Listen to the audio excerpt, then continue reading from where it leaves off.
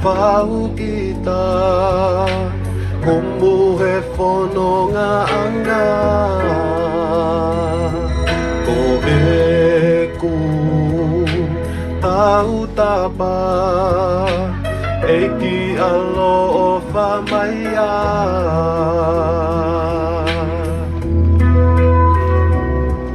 Ho taa Ke tawhi mai Fufulu au ke umasani Tawhi atu e anga halani Kau tawa taina Eiki Foaki kakako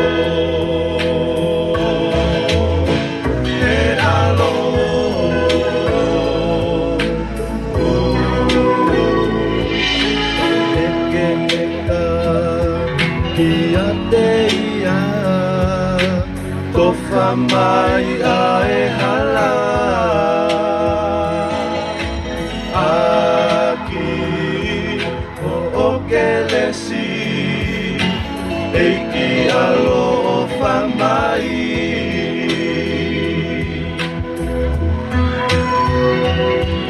O taa ke tawhi mai Fufulu au ke umasani Tawhi atu e anga halani Kau tawa taina Eiki Foaki kakato He alo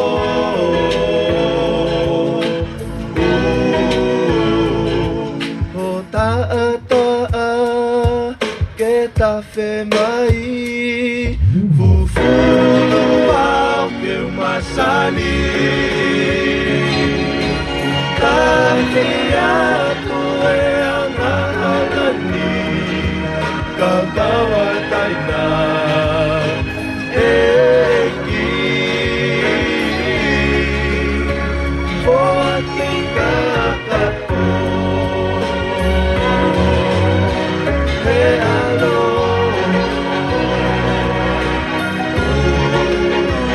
Eiki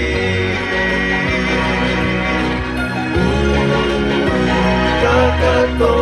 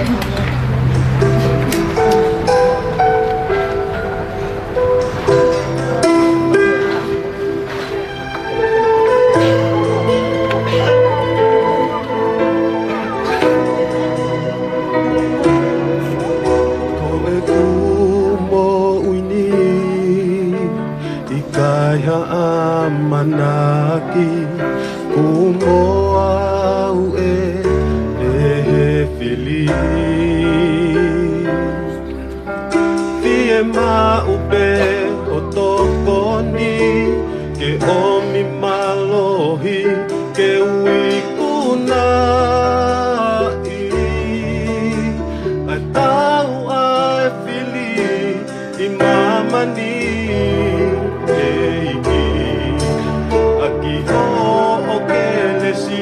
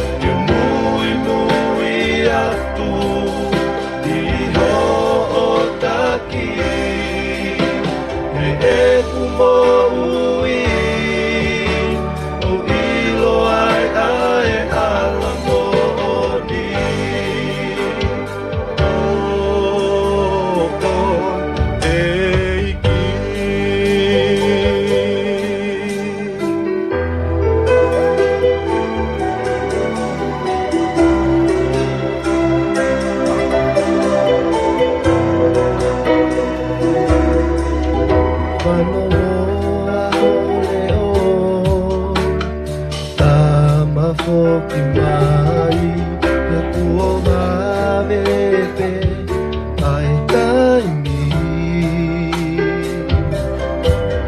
Vie maupe ho tokoni ke omi malohi ke wikunai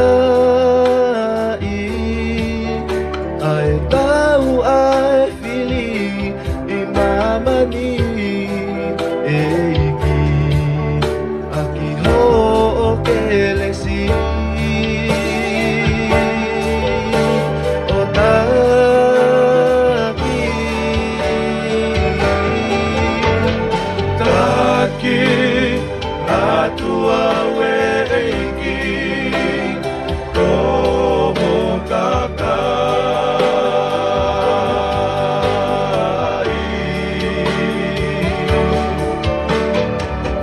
Whakawhonu ai tui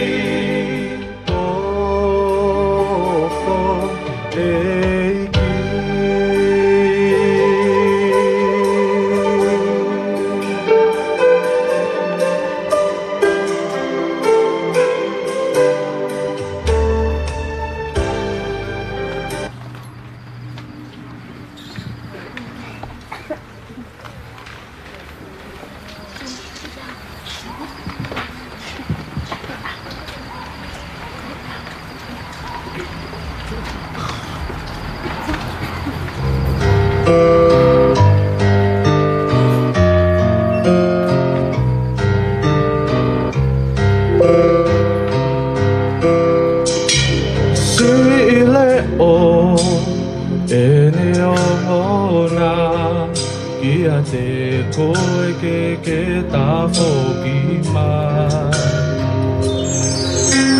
Ko au e ni, ko o atua. Sisu, I he funga mo unga, ta wheho ta ataa. Hawai au koe angahala, koa sisu takia tuki api, amana ki mohoku eiki. Nai koe hanai hotali, he whakawhe mai ai eiki. Ke kau mai, ke mau ai no ngā moi mo ui ta e ngata. I he funga mo unga, ka wheho ta ataa. Hawai au koe angahala, toa sisu takia tuki api, amana ki mohoku eiki. I he funga no unga, ka wheho ta ataa. Hawai au koe angahala, koa sisu takia tuki api, amana ki mohoku eiki. Sisu takia tuki api, amana ki mohoku eiki.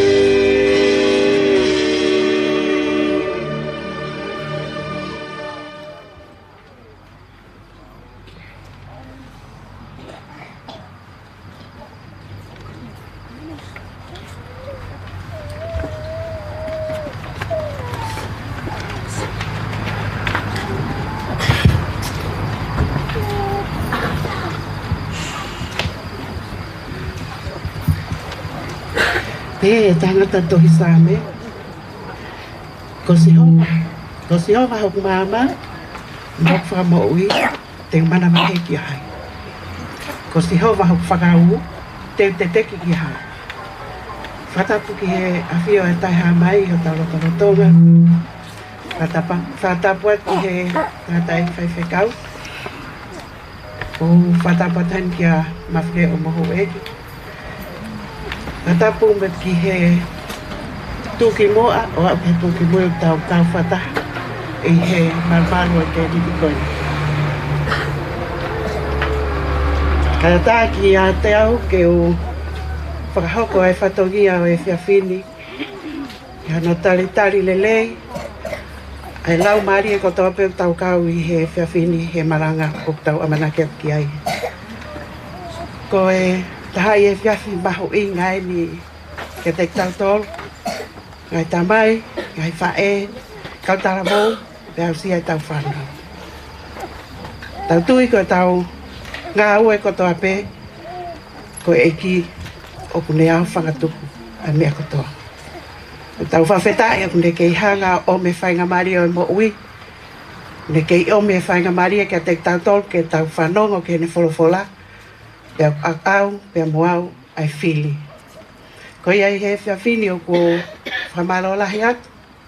I he kei no fo i mai e tau hoa malanga i he whiawhi kotoa mei wikende ua. Ko tau whanonga mai ai. Pea o kai ke tau lau ko hamea sisi i ani ko whanonga loloa. Ko tau kei whawhetai. O kune kei hanga omi. Ai ngahi lelei, ma ngahi tāpuaki mai tau tolu. Me whai nasi aki i he aho, pea moe aho. Ko ia i he he whiawhini o kua whamalola he ki e kauhiwa i he hiwa taitai kua whakahoko i he whiawhini. Ka atu ai taitai lelei ki he ngaro pe ki a te ngau toru ko tau pe ngau whanongo ia mai ai ongo lelei ko talaki he pō ko tau pe mei he te niti a vai ni. Mau whatau ange ia ko he hanga he pōpa ko tau whanongoa ke hoko ia ko hamea ke ne hanga toi pātoloa ke ai tau tuipa mo tau whalala ke tau eiki tau ilo ko vave ne toi whoki mai. Tau whawheta i ne ke hanga o mea whainga maari e ma tau tō. I he whawhine ko whawhe i e kauhiwa ke nau o mea e pōpoa ki hiwa o rua ki ma tau tō. Malori.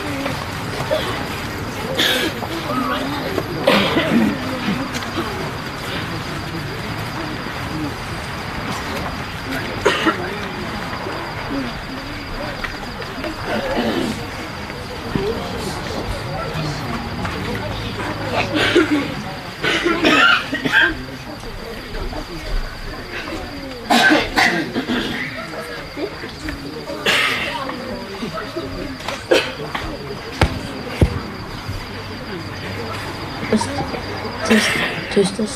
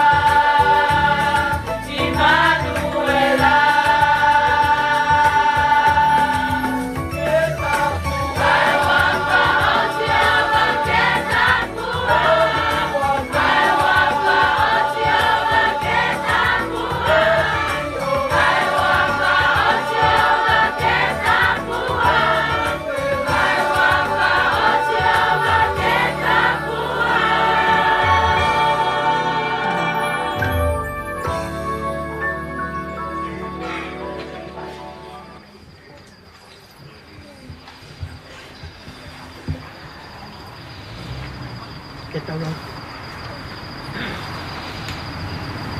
Kau whataha pe moe sāme o e whiawhiri o tua. Ki he hiki ai whawheta i pe moe whamalo. Ki he hua whalahi o e awhiona. O tua ku mau whawheta i mo whamalo. Ko mau ilo pau.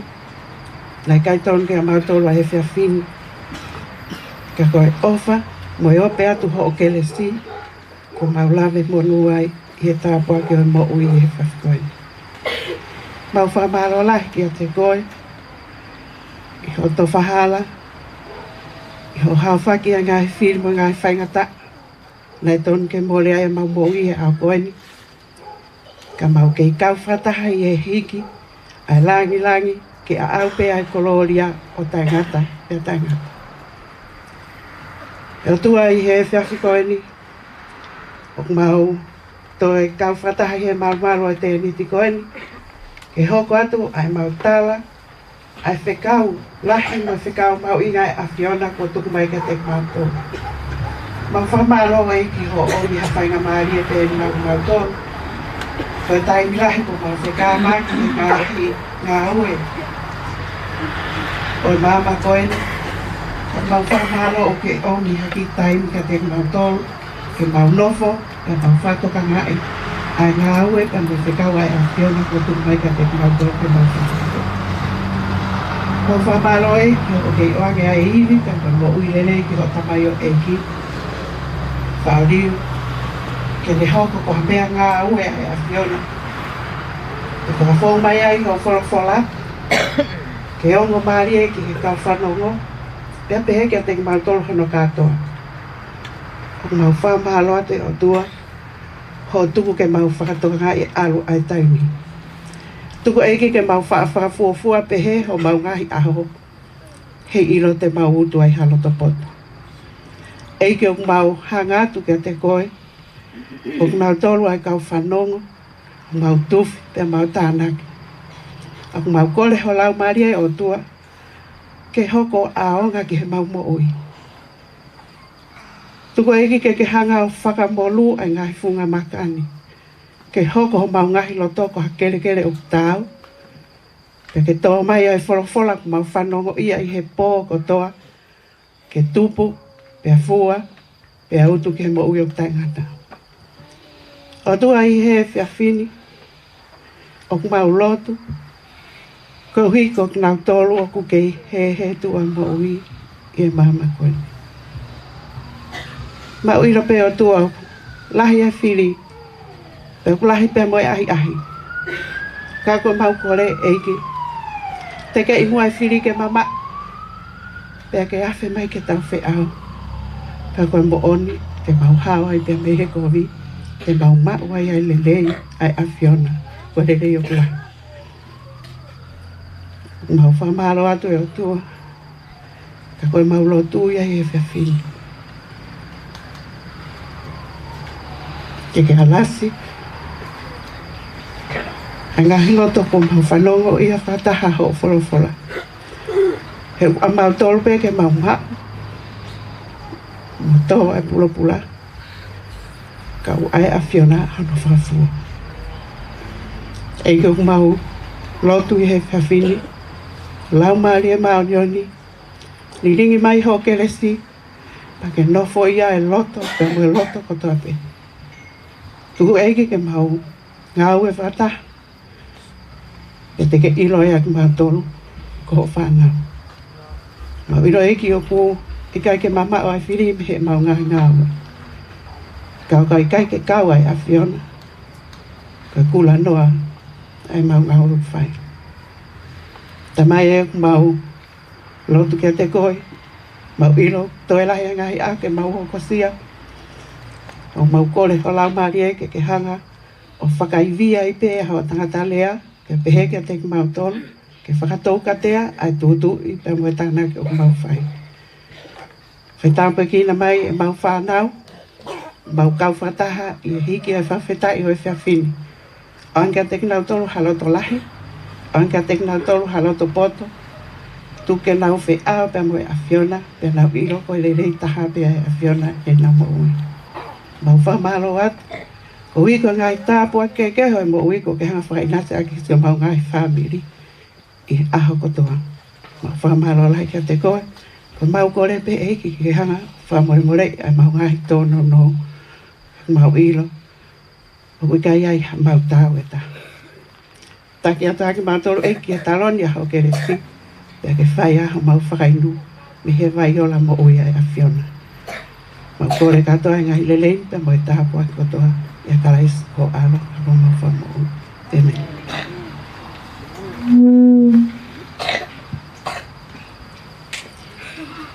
I he kei te teo ai kau hiwa maharo ku saike o ato e pēa tau whanonongo. Ko e whanongonongo o mai ke whahaukati he whiawhini uka ke toi fulahi ha mea ke whahaukatu. Ko tui ku osi lawei e he toko tāko toa pē kau whiwhine ngahi whatongia ko toa ke kau ki ai. E kai ke toi whaiha whakaloloa. Ko e whanongonongo pē ko e tau kaweinga ki he pō a pongpongi. Ko e anga hala, o ku ikai ke toi lava e o tua ke whakamore more. Ko e anga hala, o ku ikai ke toi lava e o tua ke whakamore more. Ia e whakawhi atu ka mo tolu ka wa ai, pia mo e kai ngā lotu. Ki mo mea mai ko wila mo tō i he tāpo aki o e pō a pongpongi. Ko ia i he taimin ko whawhi e pe kau hiwa, ke mau ome tau hiwa angawa. Malo.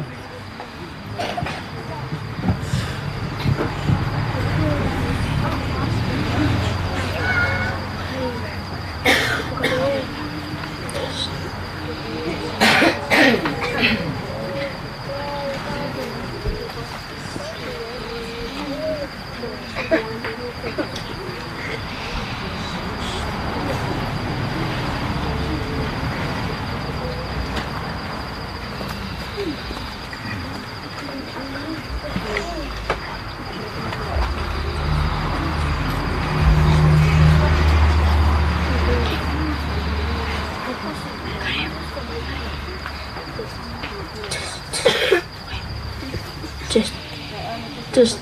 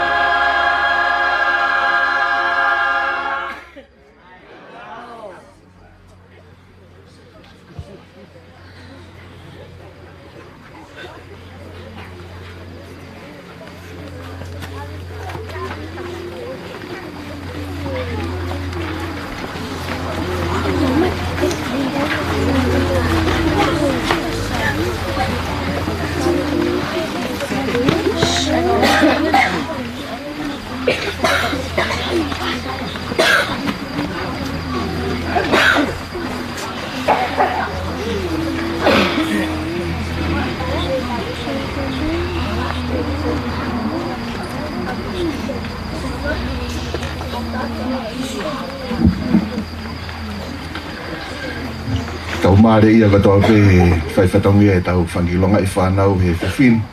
Whakamalo whanau lawa ke maukau ano talake pōpuaki evangerio ongongorerei pa me loto he wani. E ki pōpuaki hiwa kumuhanga whanofunofa ki tau tolo ke kamata ki tau prokalama he whiwhin. At me mua whaafka take kui be mo fofonga ke whawhaha tau lot ka tau toki hoko atu. O tōre mau tamai mafi, kai ke mau tae malawa ke mau kamata iha whahinga prokalama, tae ke mau ui ke huafa o e Fiona. Whamalo ke lawa ke mau sio, ke toi pe wik ai po e ua, pa mau wha o singa ai prokalamani. Ke lawa ke mau sio ke whakaofo ai tataki me tari lotu ai a Fiona. Ai toka ringoa a ho o merino, whalaolao ana tula, ke ome kawa ahi pa mui kakai, ke maukau i nasi whakataha hono wahe ai pōpoaki ai a Fiona. Eiki kou tau tapa ki a te koe. Tuku mai. Whakangofua, ho lau maria ma oni. Ke nerea i ho tamai o eiki, ki o mai pōpoaki, me loto he wanini. Ue i ho mauloto ke mautari ai ofa ai a Fiona. Ia kalaisi ko mau whamo ui. Amen. Kore beke ukei whakatapu ki he awhio e lau maria ma oni, o ko ana e polokalama o i whiawhini. Whakatapu at kia mawhire o pia mohu eiki, ka e whakamalumalu atu pa hufanga te he tala whatapu ko ose no awhaki, ka e whakata ke hoko ate tau polokalama, ko e whakaha ai amanaki le rei, pia ko tau pō tolu whaka o sipeni, pia ko tui pe, tau fia ko toa pe, neonga pe ukai ke tau fu fia ko hiko ofi ke ose tau polokalama, tau fia ko whai o tau whakakoloa pa mei loto he wani, ngai pōpoa ki tau wangona pa mi he pō ki he pō. Ko e kaweinga ki he pō ni o peheo no whakarea. Ko e papi taiso. Ko e papi taiso. Ko e haa no uhinga o tau papi taiso ai. Harewa uhinga o hoko e papi taiso. Ko e tahia ngahi o wau e lotu whakaristiane. Pea ko whiia rewa ai whaunga papi taiso ko e ai wholofola, ai tohi tapu. Tau whakamalo ho o iki pa moe kainga. O whakamanatu ma pia sione vai tā fitu veso ma fulu mā fitu. Whakatapuia ki mautolu i ho o wholofola, i ho o mo ni kataki, ko ho o wholofola, ko e mo ni pe ia. Mo mea katoa mai ngahi pō kon kou tau situa pa mi ai, ko e ngahi tala kon koe o i hongongo lerei, ko e hau kotoa pe ia mei he wholofola ai otua. Ko e ngahi whakakau tau whi wahe aki mei he pō ki he pō, o whakamo oni mai pe ia, pa mei he wholofola ai otua. Pea ko ia koe kawenga he pōni o pehe koe papi taiso. Pea ko lawa peke tauhanga ilo, na ia e whai taimi historia, pa moe taimi he i tua pureanga, na ia e whahinga toka te rine, na hanga mei pure e ia maamani koto, na mei ka puia i ulope. Ai toka te rine koe o i komi niusi. Pa koe komi niusi na e whakalere pe e he pureanga ia, ai whanua ko ia. Ko te koloa mo te mea katoa pe, ko mea ia e pureanga. Ko kia hato mawhai ota ki he te koloa. Pa ko te nofo tairiri pe i he taimi hono kotoa. Pe hau ki whiwaha koe ta hiwa no taha ki he ta walu hiwa, ko ka mata rewa ke hau ke ngā ue e whahinga tangata ai tau a taina. E nau tae fia maari he whahinga toka te rine koe ai kominiusi, pe hange unau nofo hai sia. Ke hata hai e lawa ke ne fie maari ke ne ngawe e ne mea pe hoko ko e ne mea. O ku ave katoa pe ia i he pureanga. Pe hau e ki a taimi i ulope hahake, ko ngona mai ai Polani, ko Siamane hahake, Slovakia, ko Romania, Lucia. Angai feitu kon ai pure ai kon ai toa te rine e kominiusi, ko fua ke tau a taina ma ki nau tolu. Pe lawa re ke tau wakai mai ke fia kon ko ngai fonua kominiusi, ko i kono tamate i whainga toka te rinde ko ia, kai taki taha nofo pe whakatemo kalati, tak ta whakarere pe pureanga, pure pe kakai ke nau koloa, pe lawa re ke hifo, ai nofo koe mau luta ai nofo ai pureanga, pa moe society. Pe toi amuange ai whaka oho ware whakamaman lahi, ko hono holoki a wahe koe i Berlin i Siamane, a Siamane hahake, me Siamane hi hifo. Pe holoki pe lawa re ke whekau aki ai ngo pureanga koe ni. Holoki pa moe to'o mo toka te rine kom niusi, pia lawa reo ke whengawe aki pa whetu utaki ai ngahi pureanga. Ho eiki pa moe kainga. Ka ko hono whakapuri en. o kai ke ilo e mamani ko o tua ia o ku pule au niu pokanga he o tua to e fainga toka te rine ko ni ten hanga o whaka atungia i hono malanga i ngongo rerei he koe uhina hange koe pona tau sfanongo ki ai koe taha e ne whaka ilonga e malanga i ngongo rerei ki mamani ko toa pe pakapau nei kei tu uloa pe kominiusi e whainga tae hua lot whakaristiane ka kuala mai o tua ko Sihova atonai ko Sihova kune pule i e mea hono kotoa ko Sihova kune mafeia mea hono kotoa kune ala mai ke hanga mahino ke whahinga tangata ke ngahi pule anga kominiusi ko ia kune pule au niu ke ngahi pule anga kune hanga to'o e ngahi lao ko ini ka whakawhaingu fwai ke hua te lot whakaristiane ko e ongongo lereine malanga ia ki maamani kotoa pe toki hoko ai ngata anga pe kulare ke tau sio na o ke ngahi whanua lalahi a ue ki Amerika pana e te fito heni e whai wharea koe Amerika koe otua pe taha o ku mau whalala ki ai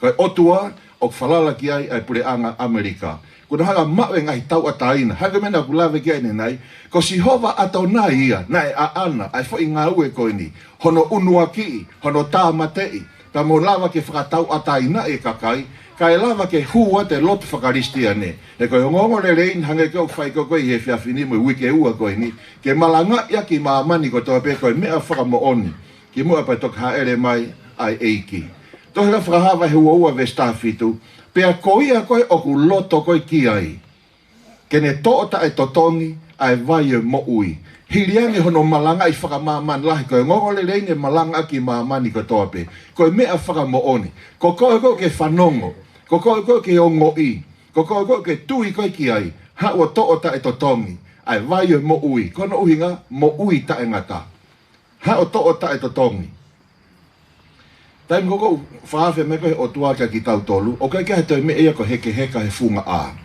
o kai koe me eke toi 50-50 ko o whiri ko o kau ke ta whaaki o ei pe ko o kau ke ta whaaki o pi o kai kia me eke toi vei ua ke ta toi tangute funga a ko either o hain koe lau koe nei kau pālani kai kia me ea koe toi heka i he funga a ko pau ke whai e tau whiri ke mahino ko ta whaaki whe o ku tau kau ki ai he koe ngofo i mahalohi pe ua. Koe mahalohi te volo, ngoe mahalohi, anga vai vai, ai lau maari e maa oni oni.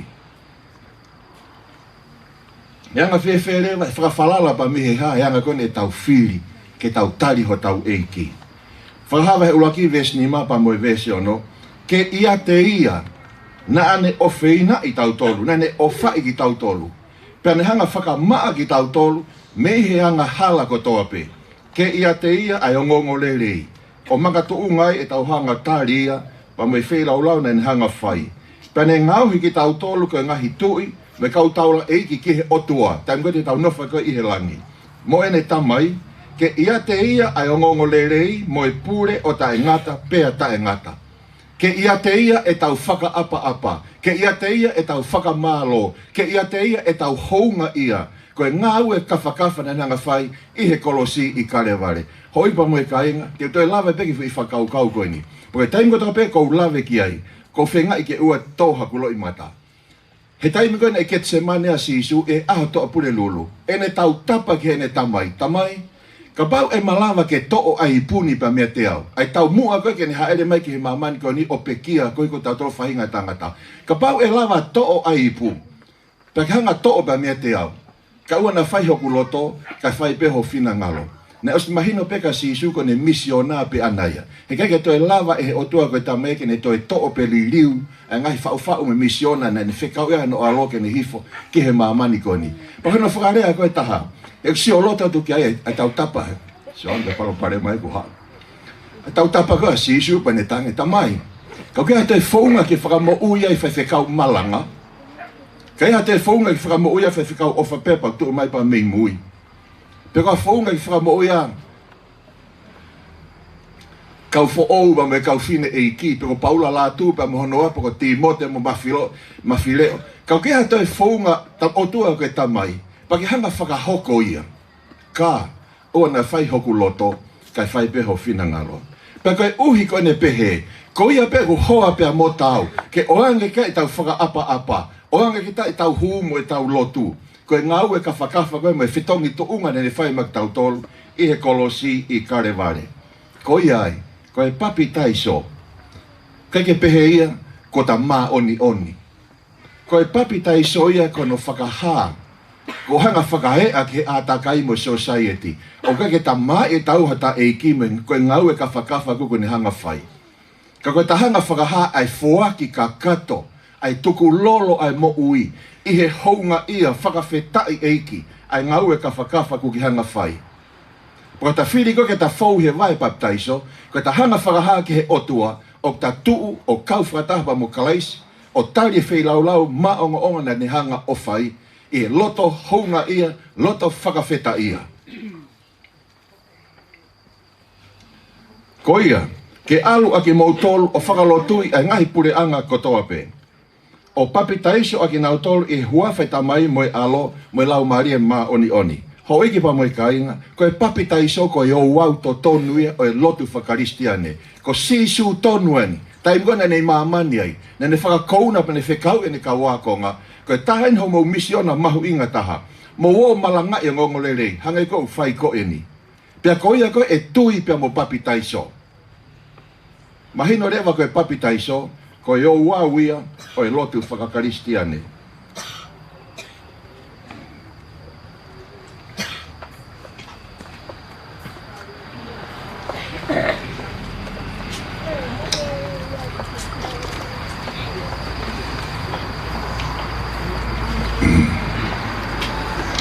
O ako naki atu kia ke nau tolu, ke nau tokanga ke ngahi mea katoa pe, aia ko whekau kia te ki mau tolu, pea wakai o ko ia te ki mau tolu, mauai pe o au ke ngata anga o mamani. Tapu ange pa moe whakamo ui, ka te urea ta tau pe, a nake te tau mawai.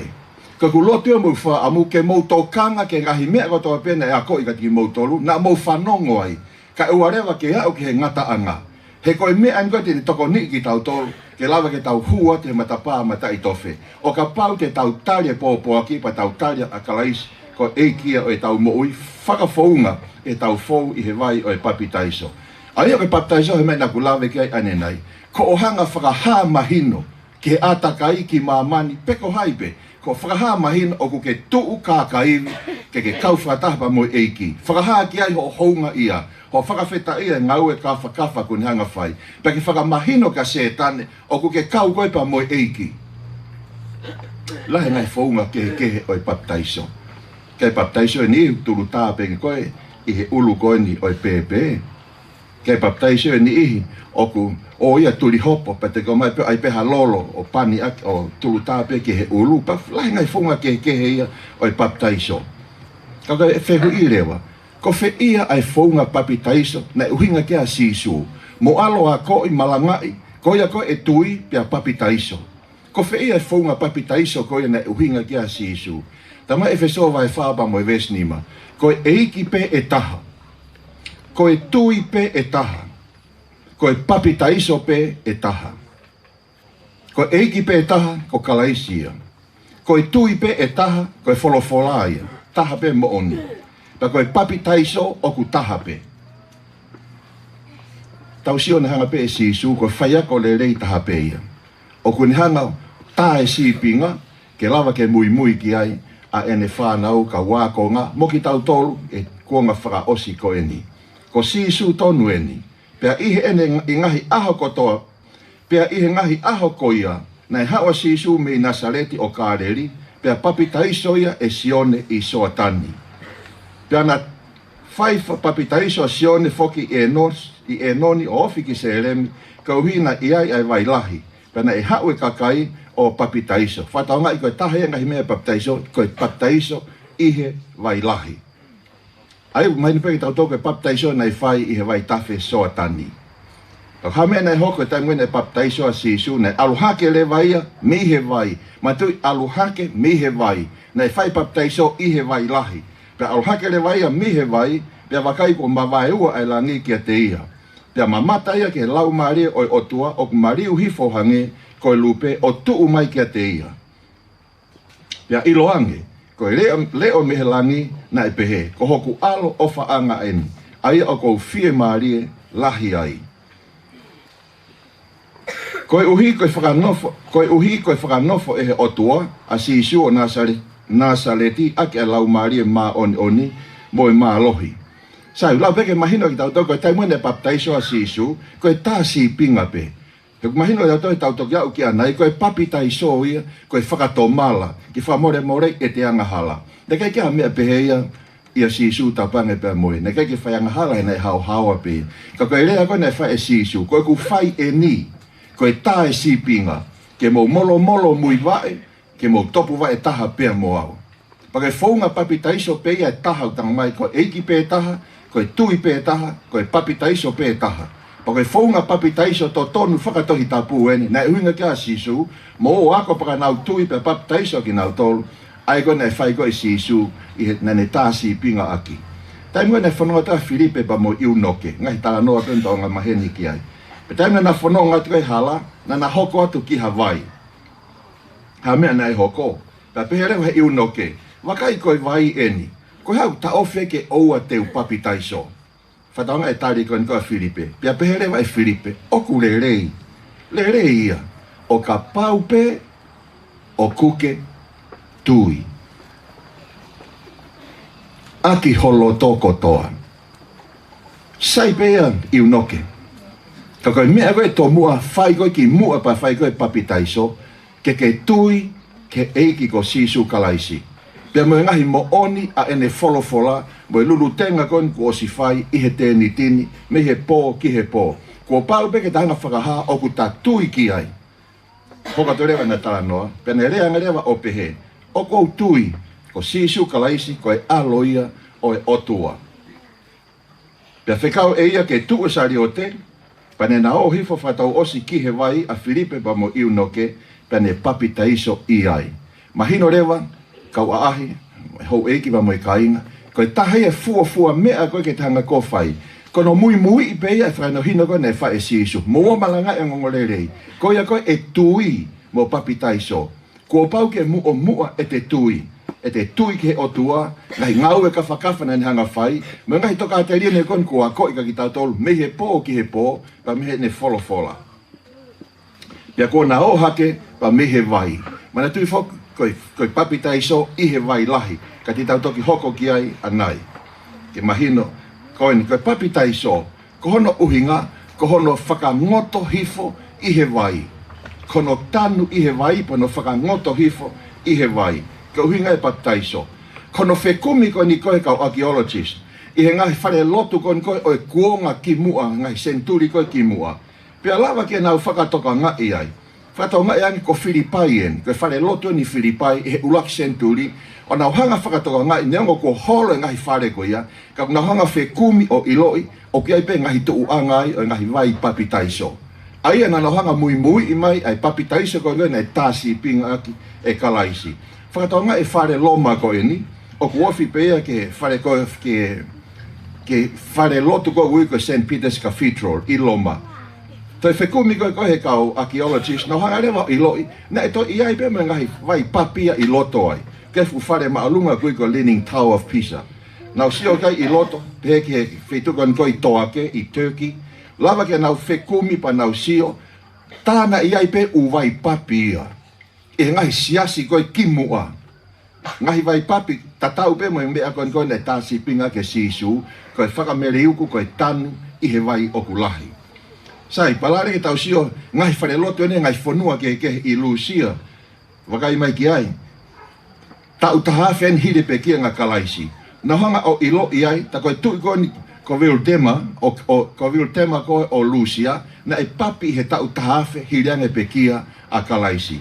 Pea ku whakatotolo i he kau teolosia. Nā rapa ke hanga ilo. Tāwahi oki.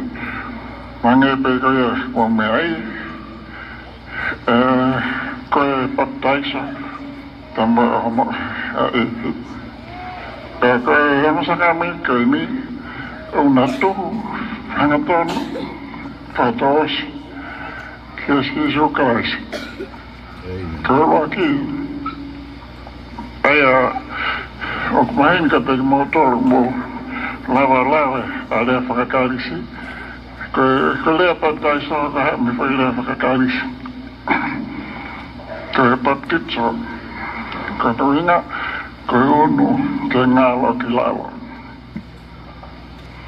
Pea o mai no bemia e to tapu e fantastico si giocasse tanga che foco mi per me e fantastico ya ai otua che tamai per me la mari ma non mi foco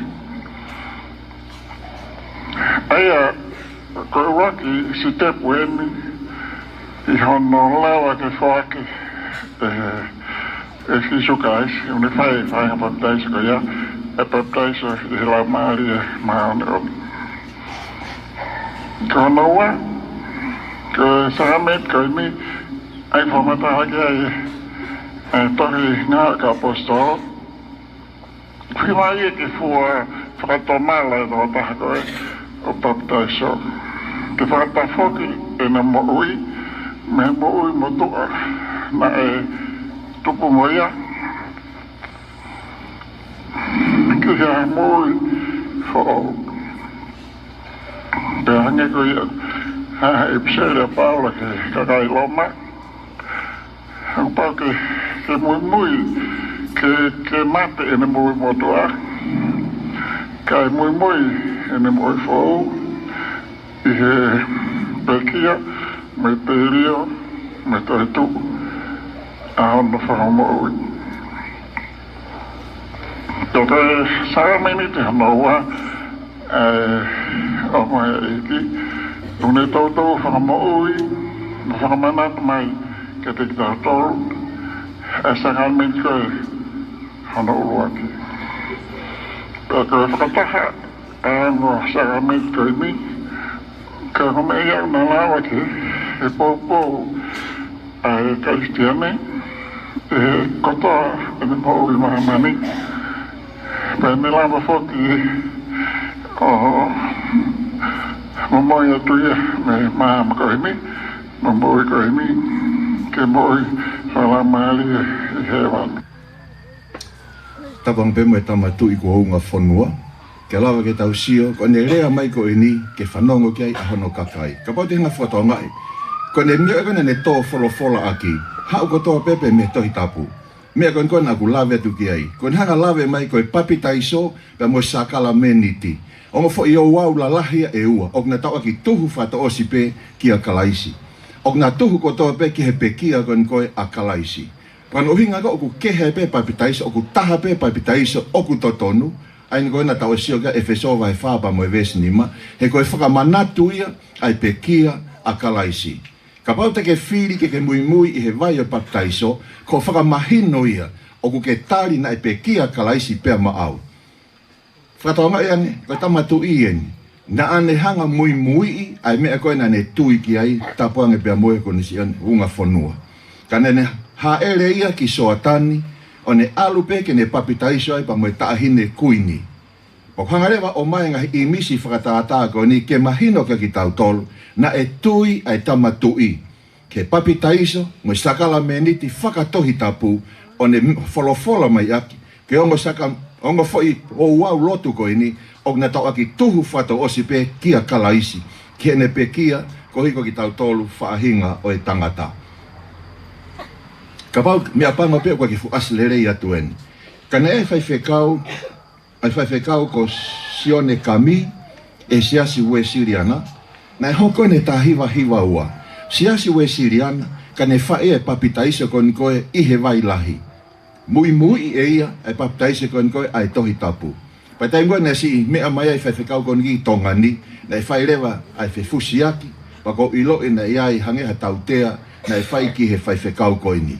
Na kulawe ki ai he pō, na algo ki Singapore, pai taimua na tāna ki ai koe ai mea ofa. O siasi ue siriana, na ana uri waha ngofolu, na ana uri mea ofa. Kai kehe, koe ke upehe ke ohanga whakatau hoa, ka ulawa pe ke tau whakamooni o kai ngai siasia o kunau kei mui e ki nau tolu ia. Pe te tau toki sio heni ke mea whaila ako hono hoko, o talo mai ki tau tolu, na e toki hoko pe nia e he tau taha tolu taha. Na e whai mai pe papitaisa kon koe whaunga a si suia ki mua. Toki hoko pe tau taha tolu taha, o nau whenga I ke whaka ofisiare, ai papitaisa kon koe tulu I kon koe oe lae, ta mo ngahi papitaisa kehe. Mono, Kai papitaisa ni ai pe housi, pe toki spray pe ai vai. Ka nei toki hoko ia he taha walu, he taha tolu, taha. Ki mua koe iai, na nau mui i peki nau tolu ia, ai toka te rine koe, hange pe koe sāpate.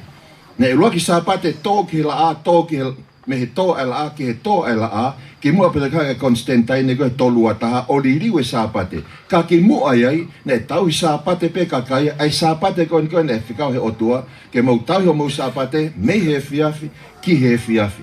Ka koe ka sāpate ai aho fitu. Koe sāpate ia ai tohi tapu, ai folofola. Lawa reke tau sio, koe harewa ai uhinga o e papi taiso. Ke mahino maarie, pia mahu inga maarie ka ki taua, ka toki maka tuunga e tawhiri. He koe hai uhinga o e papi taiso. I kai oko mau ilo, ko ki tau tolko tau pena e papi taiso kia sisu kalaisi, na atau papi taiso ki he eneha, ki he ene pekia. Pa koe uhinga ia e ta papi taiso. Koe ta tari hounga ia whakawhetai, keu mau, keu tuu, keu whakamooni, e whakamalo ke eiki, ene whetongi tuunga pia mau ihe kolosi kare ware. Ta kou fau he vai paptaiso, koe whakataipe ai mate ki he angahala. Na mamata mai ke tō wholofola ai tamatui. Kono tanu ai tangata motua, koe whakataipe pe ia. Ka ta tuu hake hange koe toi tuu kon koe a kalaisi. I kai oko mau ilo, ko ki tau tolko toa pena e papitaiso kia si su kalaisi, na tau papitaiso ki he ene pekia, ulua ki ia. Ko o mahinoi, ko ho o tari, hounga ia, whakawheta ia, ai pe kia si su, mani whetongi tuunga ko hiko koe pia moau. Koe harewa hanga e tatari koe ki ai.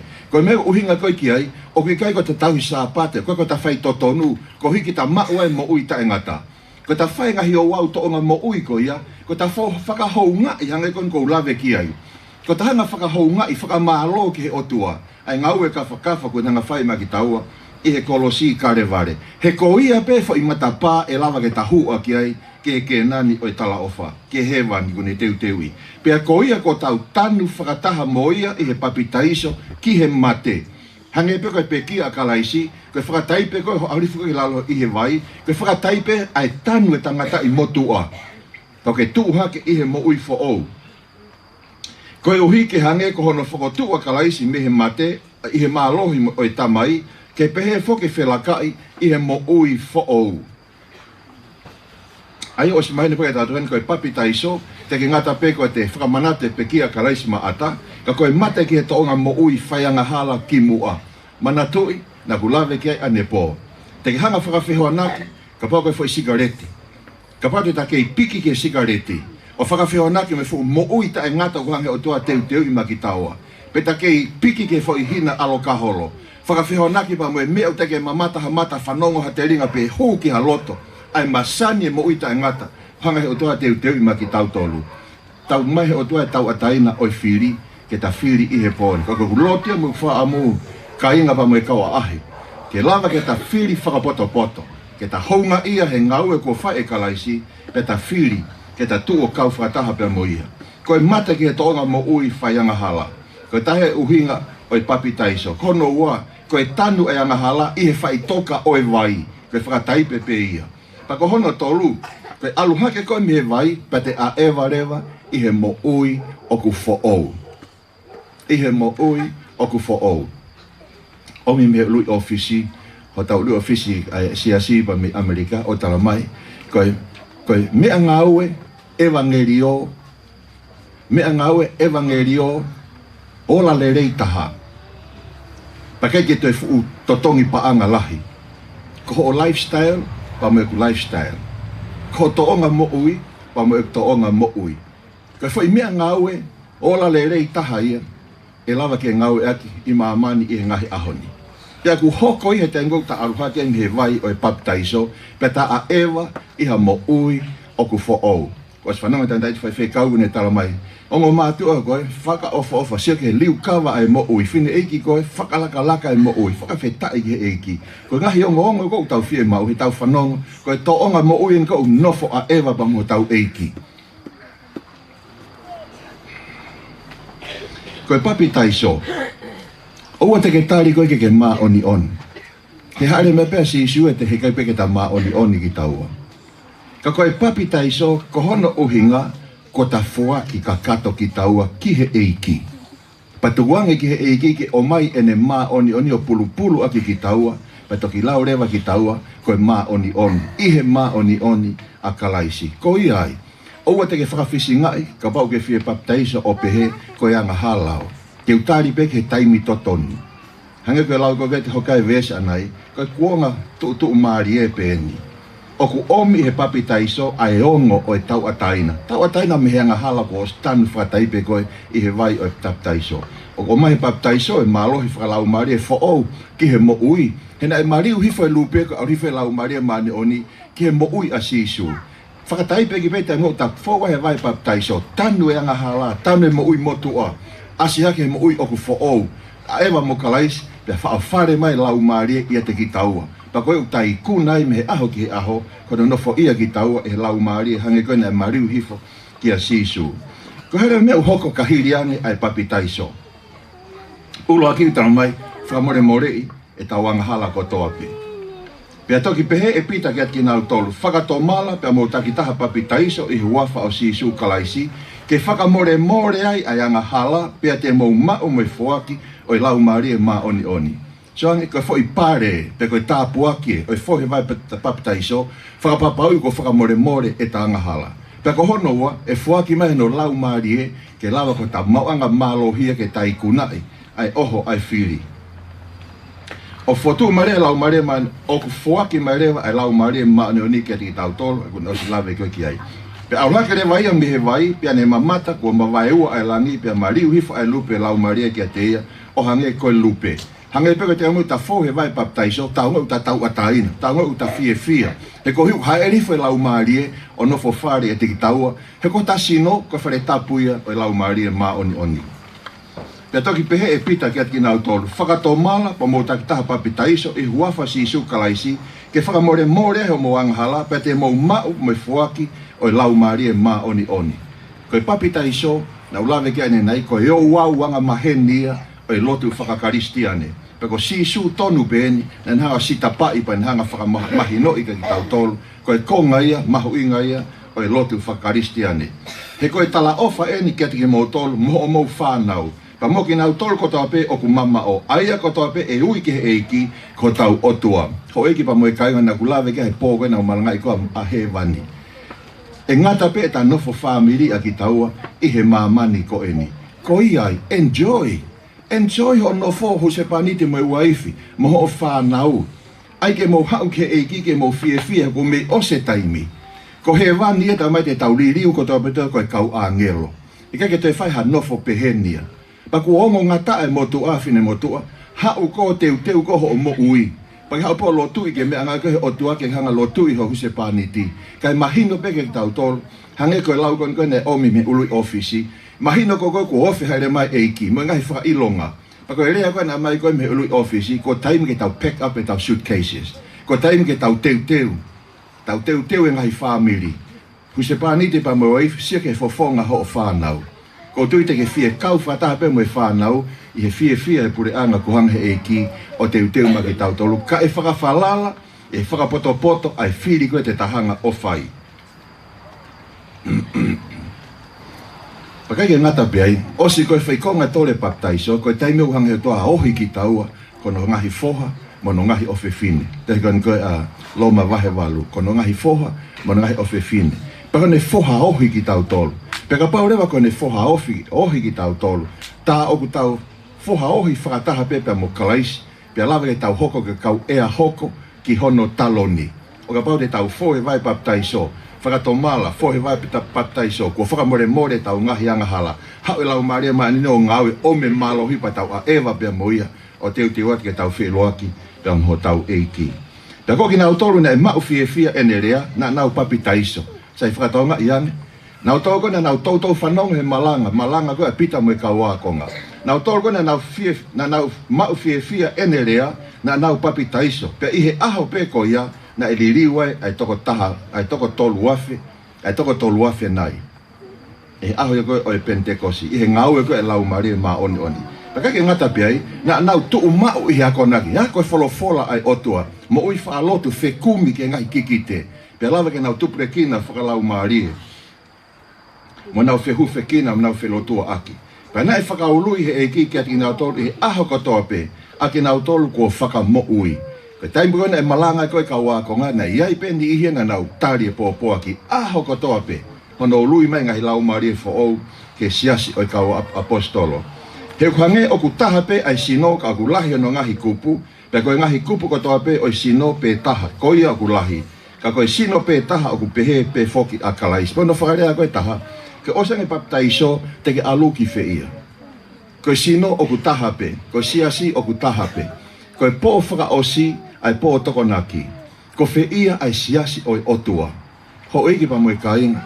O sanga pe folofolaia o mai. O henga o mai ai toka te rine koe ulava ke tau sio pa tau ton ke tau mui mui ai. Pa te ohanga pe talatu. O kui ai pe mo oni ai otua. Ka ke koe pihatau ko fe siasi ko uku mo oni. Ka ki toki mea mai pe po whaka osi. Lava ke tau whanongo pa tau sio ton. Ko fe ia ai siasi ai otua. He ko tau papita iso ko toa pe he lau maari e pe taha ke sino pe taha. Taha pe hono siasi. Pe koha siu, pe koha kakai sentaire. O ku ului ta tau pe ai solapa moi vulangi ke siase otua o ka pau te tau tui. Ke folofola kon koe o tau ongona me he po ki he po. Koha po pula pe tau ataina pe na e whakaino a ki tau tolko ta pe i he lau maari e pe taha. Ka ko eni, koe ngahi kupu o ku lahi ka koe sino pe taha. Kono siasi, tau toka kau me mipa ia ai siasi sino tapu o e otua. Sai ngā koe ngai mene koe swai kia e lawle ka tau ki taha tu pe ki loto.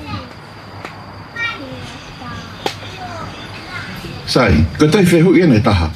O ku toton ke toi papitaiso ha taha kua osi papitaiso. Koe tariu pehe. Pene pehe ke tiki nau tolu. Kua mou mau e lau maari e maa oni talu ho o mou tui. Koe whehu e nia na e whai ke kaua konga ka a sione papitaiso. Mai papitaiso koe na e whai ko e sione pa mene kaua konga.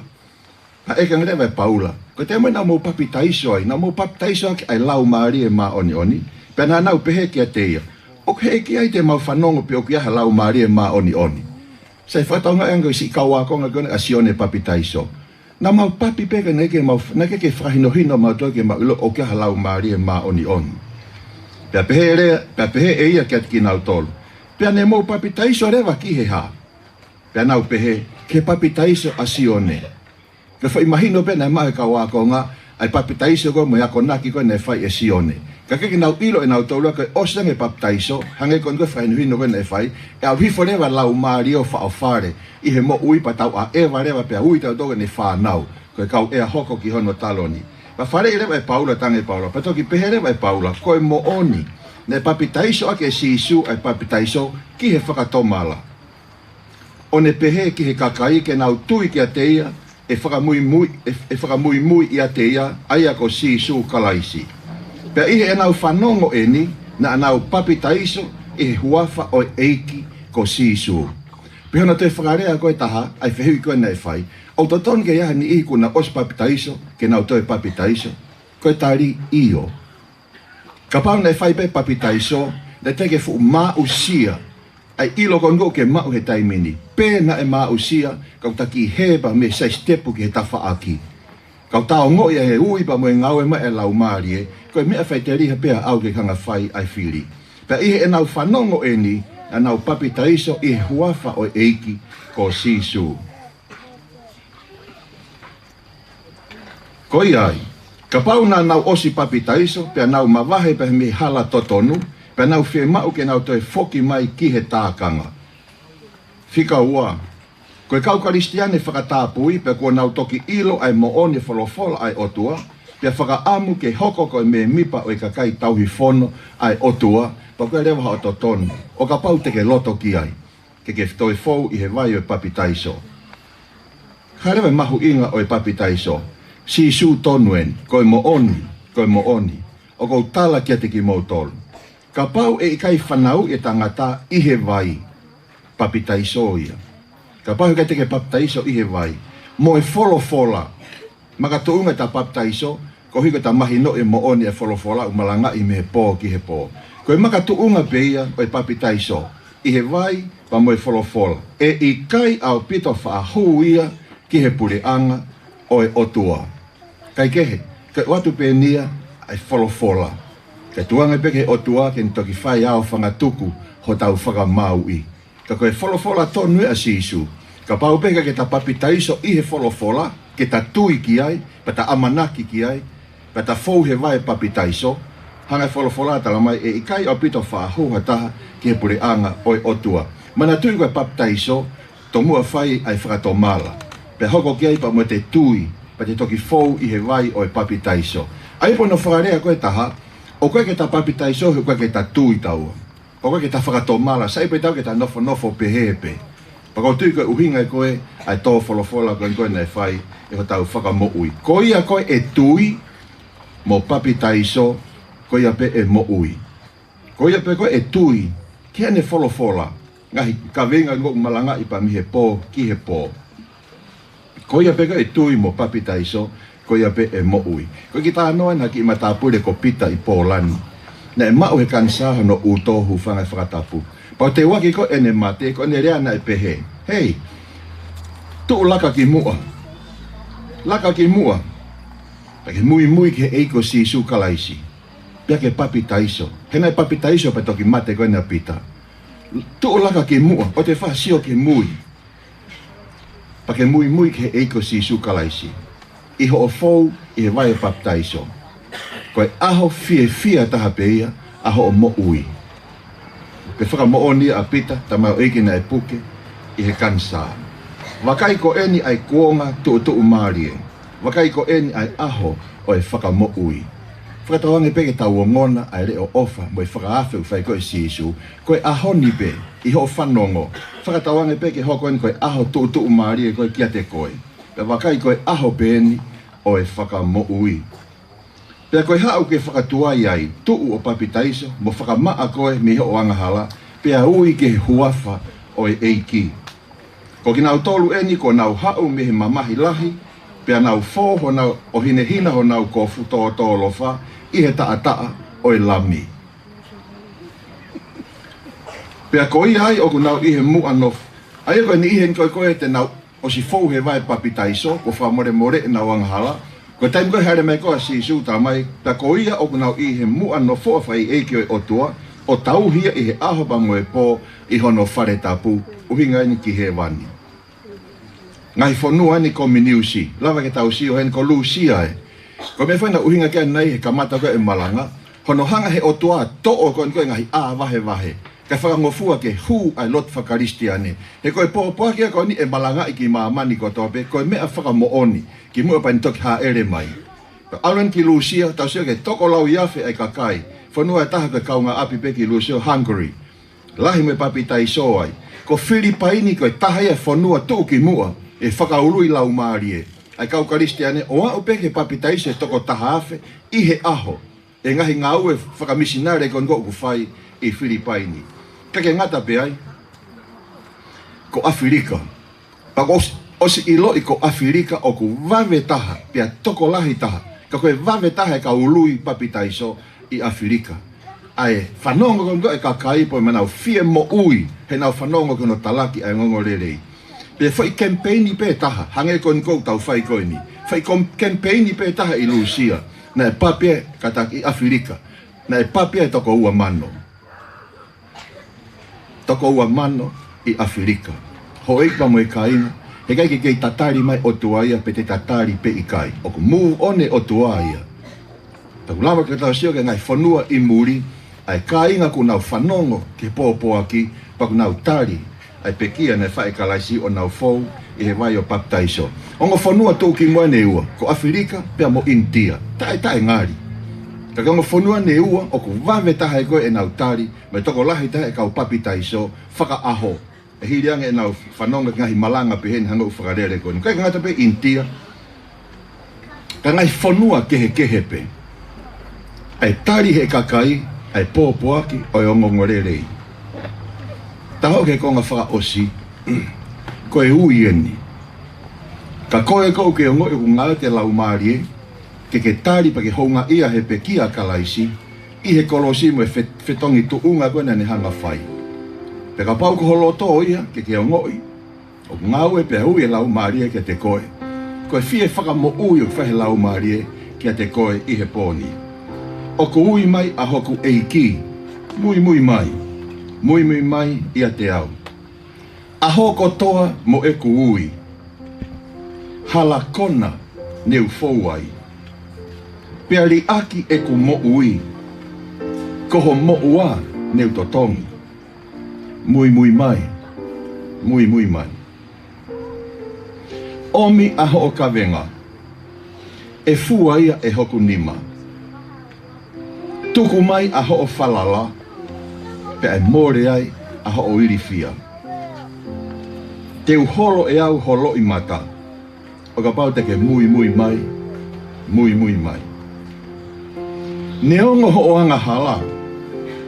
Te ulawa pe au ke u whakamaa. He ko au pe koho otua. O taki i tahi mo uta. Kai fie fia e tae ngata. Ka pau te ke mui mui mai.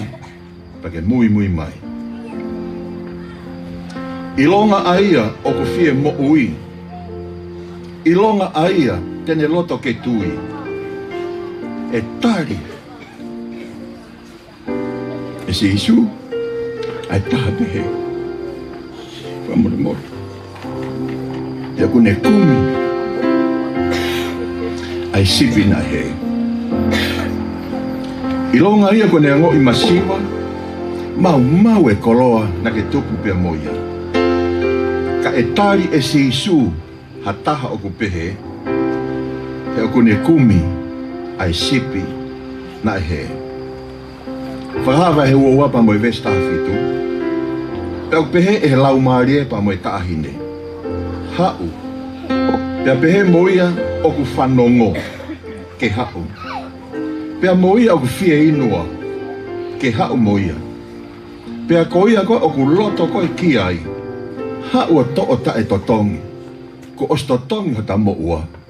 Kolosi ka le vai. Hau o to o ta e totongi. Ihe poni. O ka pau te hangatari. Ai whakawhe koe ni. Koe ko kore ke tiko ni. Ka take no pasi mai whaki kāti koe na. Ka pau pe ke loto ke tari e ki he vai e paptaiso koe ola i e polo kalama koe ni. Pe te ke loto ke toi ki ota taimi. Ako tohi tapu. Ke ate whai whekau. O te hoko te ako tohi tapu. Pai hanga peo maka i pe hanga peo whaka ilonga. Ka ihe poni. Koe whiri whai te riha pe ia a au. Manatui. Koe tahia mea ofa a loto he wani. Koe tau a taina oi whiri. Kau tiko ni o mui whē. Koe tau a taina oi whiri. Pakoe o kokore loro tonga kon koe ho whiwhiri. Ho o ngo i e ngau e lau maari e ma oni oni. Kokore he kau hiwa tiri o. Ke nau kataki o mai tau fui hiwa. Loro tonga o ke whaka kau kau. Pake kore ke lau maari ke ne o atu e whiri whakapoto poto. E whakawhalala hota kahau.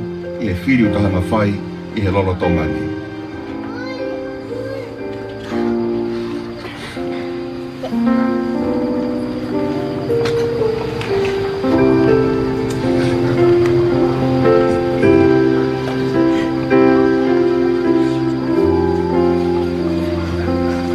Hangi ko merena kulawe kei taupe whai po e ua na ose tau polo kalama.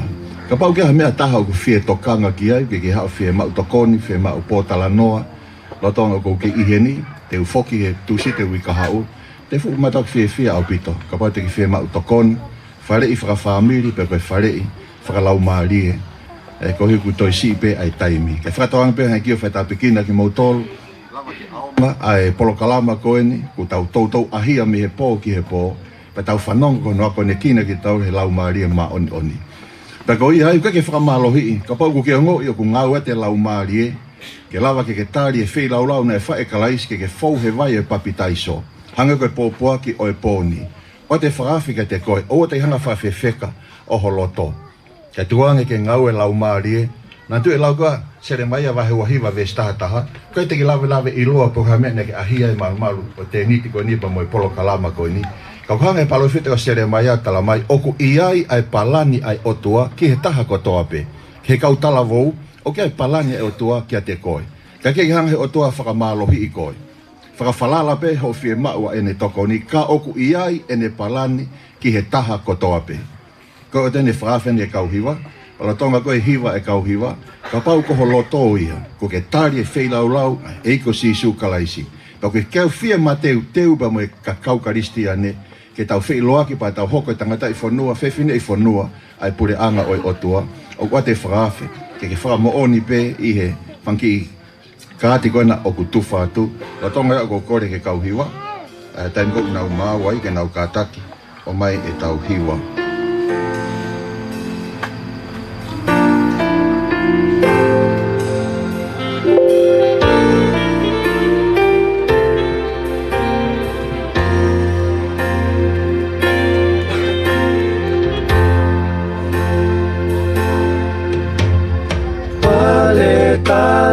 Tala hono fofonga mata o e tao I ono waka waka Foaki e ne mo ui ko hoku whetongi te ke tali nai ai e Kiki o moui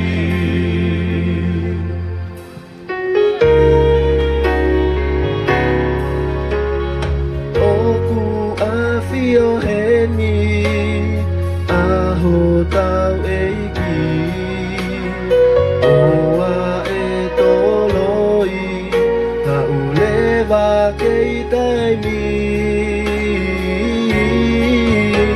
Foaki kotoa ia Kene tataki Teke tali nai ai e Kiki o mo ui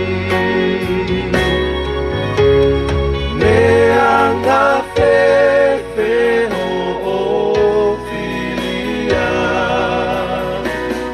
Au koe ta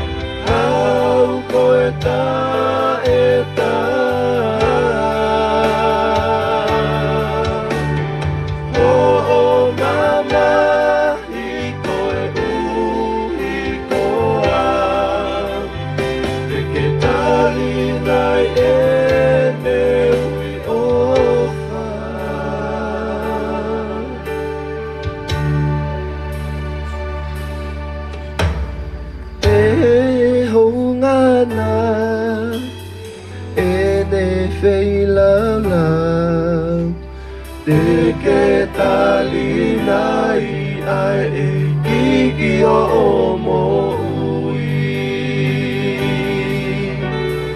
Te ke tali nai ai e kiki o mo ui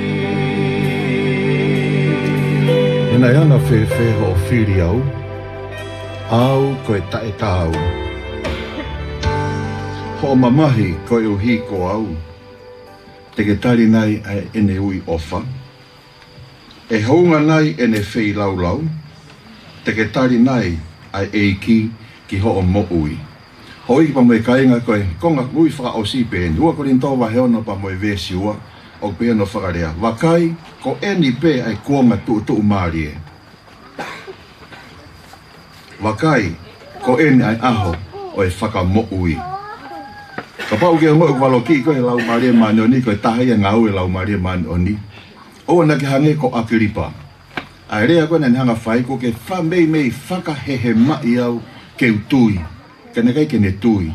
Pahono iku anga, koe mate pa moe mo uita e, me auha pa mehe mo uita e ngata. Whakatoange pe i he whewhini, ho oiki pa moe kainga, He ka ke tahange pe ako atare soni pa meia a Filipa. Na ke mei whakahehe mai au ke utui. Ko whakawhetai au ke otua. Whaki iwi, whaki mālohi, whakalao na tula. Talaki ene pōpō aki, hiwa pa moe kau hiwa. Koe misi o nei o ku whai kono talaki ai pōpō aki. Koe tau mua ke tau whanongo, ke tau hanga tare pōpō aki ai otua. O na tau hange ko Agripa, mei. Ke mei whakahehe mai ke utui. Te mau lotu atu maau. Ke ue te whakahehe mai ka ke whakapapaui. Ha o lolo tonga ni, ka moho o kahau ke tau lotu. Mau whakamalo mai mafi ko mau whia e whatongia o i whiawhi ko ini. Mau whakamalo ke mau ke iongona ai mālohi e ngā ue pa moe ui au lau maari e mā oni. Ka whoho mau loto he mau whanong he pōpuaki o hiwa pena e anga whē. Ho o whiri, ho o ui ki mau tolu ko e kau tae tau. Ka mau whakawhetai makatounga pei kāre ware. Mo e taa maongo onga o kalaisi. Ko ne hanga whakamaa ki mau tolu, pia ke ui ai ki mau tolu ko ho o whanau.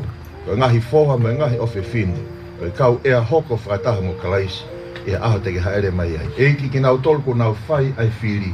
Ko ke hanga pio a whio he nau ngahi loto, a whio e ngahi tengata a te nau whenga ngai pa moia, te kei mālohi pe as si hova sātai. E whiri ku nau hanga whai. Nau tolu nau kei vei ua, mo ki nau tolu nau whia i he pōpō aki. Tuku mai pe tāpua ki te tau ke mau mā tuku pe moe i e whiwhina. Ke toi pehena te omi ki mau tora pompongina, ke hoko ate mau whatongia koe mau whanonga ke whainohino e a whiona, a moe pōpua ki pa miho wholofola i a kalaisi ko alo ka ko mau whamo ui e meni. Sai malo pito ho mau mea mai, whamalo mawahi ki kau aahi, malo ho mo ke tauhima e tau polo kalama, whamalo ke kau whai whatongia o e whiawhini, hanga kena es whanongonongo atu, koe ka venga koe ke po a pomi, tā oku iai ai anga hala. Tā oku iai ai anga hala. Nea ko ke otua e mesi pa me otua alo ofa. Ko hanga wholofola tala mai oku iai pe anga hala. Ke lava he otua ken hanga toi whakamore more. Me ama a pongpong ke tau wakai po hea whanuhina wholofola ke ua na tala vea. I anga hala ko ke te malawe otua ken hanga whamore more. Maloa pito ka mau mea. Pako pene kore ka taki. Ki whanau. Siri ka ki fit. Mo toko na mo fiefo he vai baptaiso na mo whaka mo oni. Ka pau te mo kataki. Ke mo mea whipeki mui ki hi he. Ke whaipehe tau ki lotu ma wahe. O si hapa tau toki foki mai. O te ke toanga ki ai he tuku mai pēta ki i mea ke tau mai o whakamā lohi. Sai ko koe kona ke whaka mo oni ko ke fiefo he vai baptaiso. O te ke maa. Tuku ke luma pa ke lue ke whakamahino. O ke kauwa mo kalaisu ke hanga tāre kalai. Honga ia he ngau whilau ne whai kalaisi. Pakai o kore ke mau kataki o mea mai ke mui ki he. Ko tau mai au ku kore peke whai whekau te Siri Venus. Ke ne kataki mai o whaha ki i loto tāpua ki. Whakamā lohi ko hanga e ngai whamiri mui o teu i mā ki tau tonu mālo.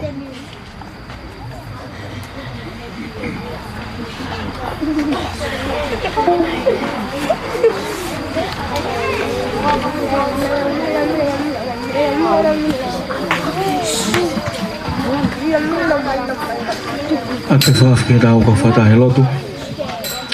Atua mau whamalo atu he lawa kakato e whatongia e whiawhini. Pea mau whawhetai he tataki o lau maari e, pea moi whakaivia e. Tātai whai whekau, pea moi wholofolau ni māwai pea moia. E hoani mau heni ke mau toi nas pe me he ofa teu he ngai whamile e whiawhini. Pea koe mau whatawange e tamai e mau e ofa koe ia ke mau aha mālohi. Mālohi o mau sino. Pea mau mo ulele iai ke lava ke mau toe whoki mai. O hoko te mau whanongo ke ho wholofola e aha pompongina. Kawe ki nai ki mau tolo me te anga whianga e whiawhi koe ni. Ia si so klais mo whamoi. Amen.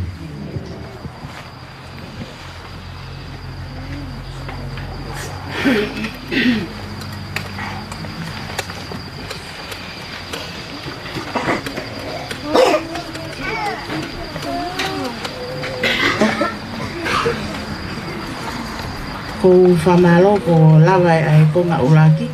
Pia koe ko whakaosi e. Ko whaampe ke tau talamofua. Ko kore ake whanau ko toa. Ke nau lava mai katoa ki mua ki he. O malolo ai. Pia ko kore ake ka oa ahi mo ki mouto. Tolu katoa pe. mo me a vei lalo hena o tawa noa maari e te tawhaaki o tari ai po koe hae mea e hoko mai ai.